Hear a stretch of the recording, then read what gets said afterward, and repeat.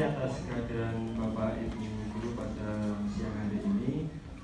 Pada kesempatan kali ini saya akan mencoba menyampaikan beberapa hal terkait tugas saya sebagai peserta dalam PPKG PJOK 2024. Nah, ini singkat saja, mungkin 15 menit saja cukup karena di sini Pak Agus akan menyampaikan materi yang cukup menarik.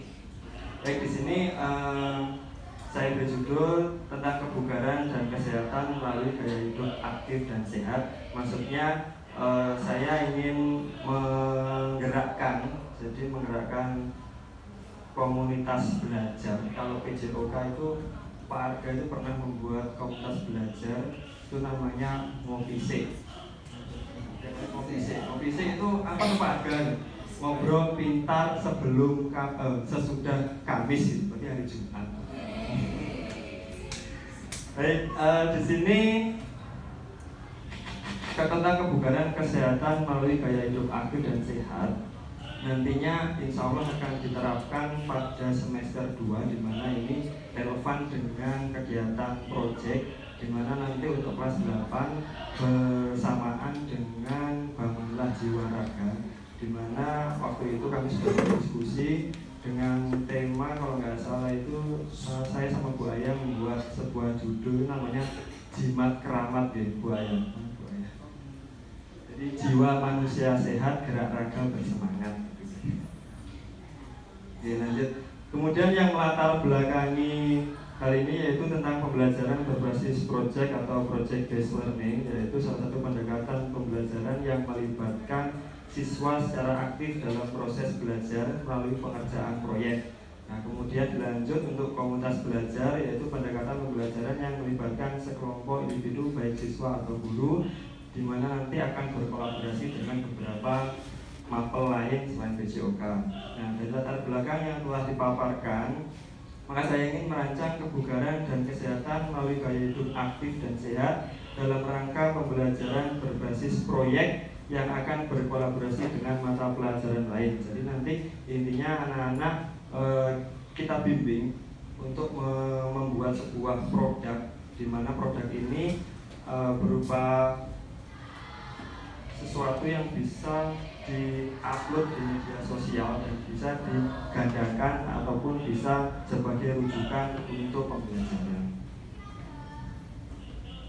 Kemudian untuk tujuannya yaitu memfasilitasi pembelajaran yang berpusat pada peserta didik, yang meningkatkan minat dan kesadaran siswa terhadap gaya hidup aktif dan sehat, meningkatkan kolaborasi antara peserta didik karena nanti siswa akan berkelompok, kemudian sebagai sarana mempromosikan gaya hidup aktif dan sehat. Nanti produknya bisa berupa buku, video, ataupun yang lainnya.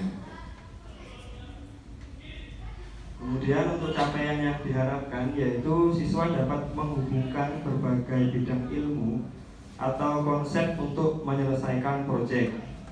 Siswa mampu memanfaatkan teknologi atau alat yang relevan untuk mendukung proyek. Siswa menunjukkan tanggung jawab terhadap tugas individu dan kelompok dalam menyelesaikan proyek. Siswa menghasilkan produk nyata seperti prototipe, laporan, video, atau karya seni yang memiliki nilai praktis.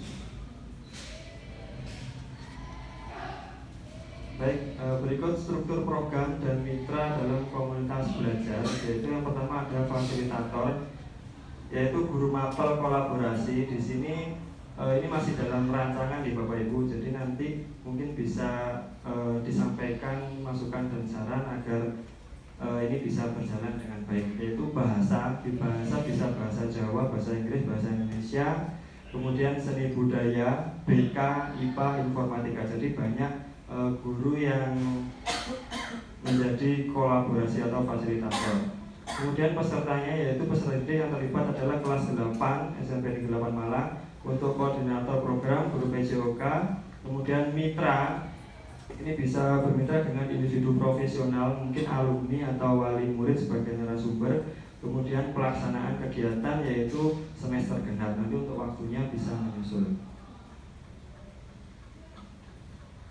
Baik, jadi nanti untuk fasilitator itu mungkin bisa bertindak sebagai validasi ahli. Jadi nanti mungkin dari segi kebahasaan nanti bisa divalidasi oleh ahli bahasa, di mana hal ini dilakukan oleh guru bahasa. Kemudian untuk ahli materi itu nanti misalnya dalam materi kesehatan itu bisa berkolaborasi dengan guru IPA.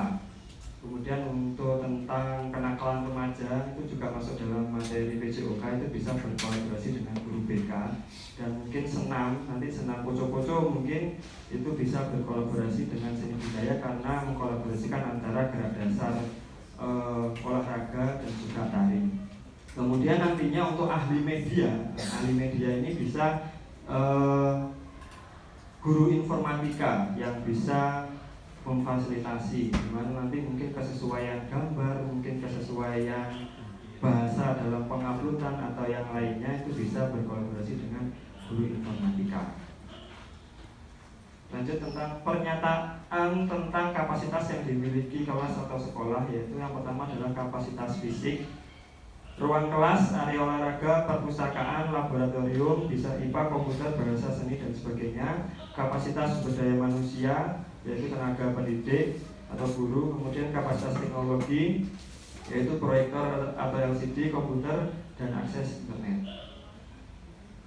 Kemudian untuk rencana evaluasi, yaitu sebelum proyek, yaitu menggunakan tes awal atau pretest atau diskusi awal untuk menentukan siswa atau kelompok siswa itu ingin membuat materi apa. Jadi yang akan dikembangkan itu nanti produknya juga berbentuk apa. Kemudian selama proyek, nah ini observasi dan umpan balik rutin untuk memantau perkembangan produk siswa, di mana ini dilaksanakan oleh fasilitator atau guru mapel kolaborasi. Kemudian setelah proyek, penilaian akhir terhadap produk, presentasi, dan refleksi siswa. Kemudian kemungkinan tantangan yang akan dihadapi yaitu keterbatasan keterampilan siswa. Jadi tidak semua siswa itu mampu untuk menjadi model. Nah, biasanya mereka akan mengambil peran-peran tertentu untuk membuat produk ini. Bisa jadi ada yang menjadi modelnya, ada yang menjadi bagian editornya atau yang lain sebagainya. Kemudian ketimpangan kontribusi dalam tim. Nah, ini bagaimana nanti cara kita agar memfasilitasi peserta didik agar semuanya bisa bekerjasama dengan baik. Selanjutnya adalah manajemen waktu, di mana waktu ini harus diawasi, harus didampingi agar ketepatan waktu bisa terpenuhi. Nah, ini adalah solusinya. Lanjut, nah ini adalah timeline kegiatan project yang saya rancang, yaitu minggu pertama sampai minggu ke-14. Nah, ini hanya perkiraan saja. Jadi pada garis besarnya nanti anak-anak itu diharapkan bisa membuat sebuah sebuah produk, di mana produk ini mungkin sudah pernah saya buat. Nah, ini dalam bentuk misalkan buku panduan. Nah, ini hanya buku panduan, jadi tidak terlalu banyak, di mana nanti akan ada validasi ahli dari beberapa ahli, di mana validasi ahli tersebut dilaksanakan oleh guru mapel kolaborasi. Ini hanya panduan. Nah, kenapa kok saya kira anak-anak itu bisa? Jadi untuk materi kemarin itu anak-anak pernah membuat seperti ini. Jadi semacam panduan melaksanakan sebuah permainan. Dan ini misalkan dibuat karya yang bisa mungkin jadi koleksi perpustakaan, kan kayaknya lebih baik dan itu bisa terkenang seterusnya gitu. Mungkin tidak untuk sebagai rujukan resmi, jadi mungkin anak-anak sudah pernah membuat atau mungkin nanti sudah pernah merujuk dari beberapa sumber mungkin. Nah, jadi seperti ini. Ini kebetulan tentang materi permainan tradisional dan senam irama. Nah, seperti ini.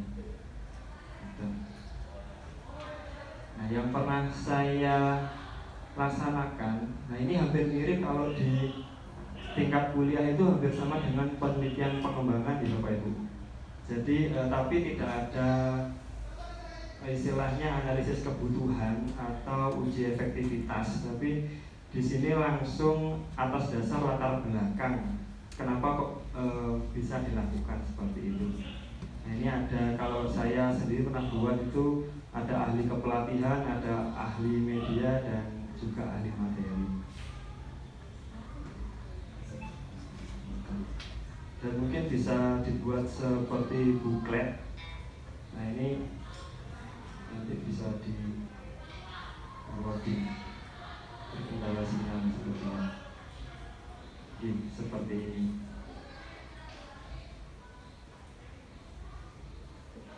Baik, mungkin itu yang dapat saya sampaikan. Mungkin ada pertanyaan atau tanggapan dari Bapak Ibu, dipersilakan.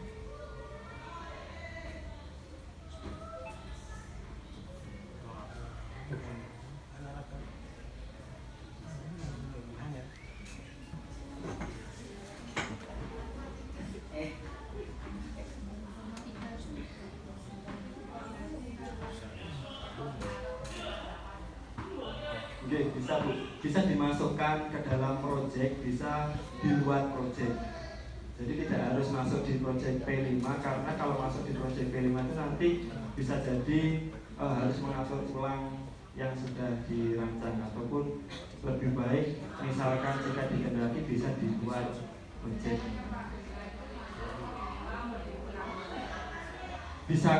Bisa kurikuler, itu kan proyek ya. Lebih condongnya situ. Tapi nanti mungkin karena menyangkut orang banyak, makanya nanti bisa didiskusikan. Belum, ini hanya penyampaian rancangannya saja. Tugasnya sangat mendadak.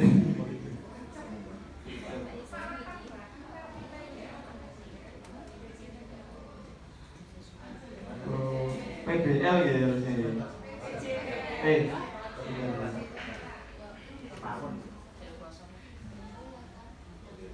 Project based learning.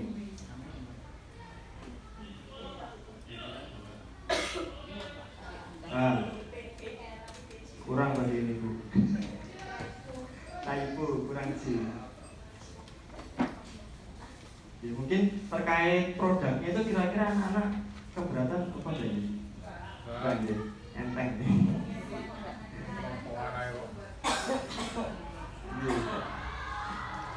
Wis aku kira narasumber. Wis narasumber.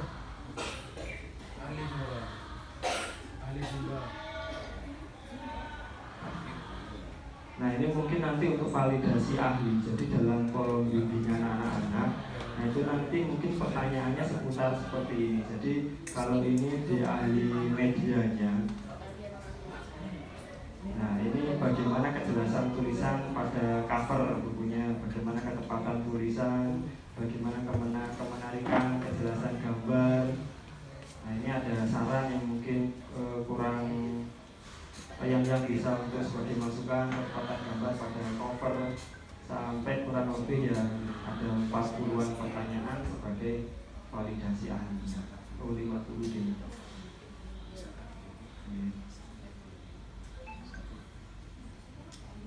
Mungkin ada yang disampaikan Bapak Ibu. Sambung, lanjut Pak Sugeng. Terima kasih atas waktunya Bapak Ibu. Setelah ini dilanjutkan Pak Sugeng. Mohon maaf apabila ada kekurangan dari saya. Saya Heri. Wassalamualaikum warahmatullahi wabarakatuh. Oke, terima kasih untuk Bapak Daud itu pembukaan yang